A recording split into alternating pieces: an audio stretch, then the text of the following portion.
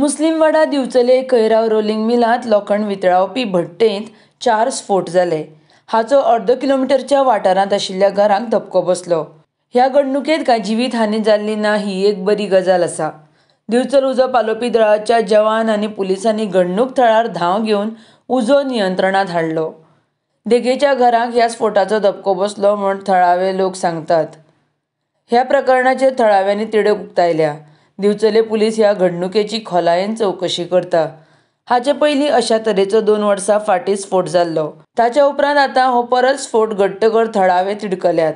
नेमको खंयच्या कारणाक लागून स्फोट जाला हें कारण स्पश्ट ना। दिवचल पुलीस फुडलो तपास करता।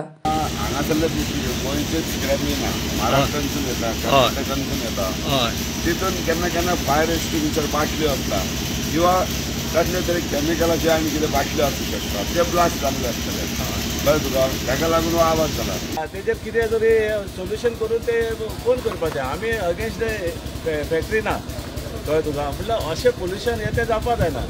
एवरी टायम जर अशें हें जालें फाटल्या दिसांनी जाल्लो पळय तेच्या उपरांत तितलें हें जायनासलें म्हणल्यार जातालें pollution.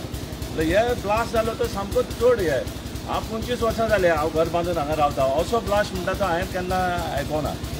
This is the first time. कसलो ब्लास्ट व्हडलो रे बॉम्ब जायना कितें तें आमकां काय आमकां भितर ब्लास्ट जालो कितें तरी एक्सप्लोजन जालें।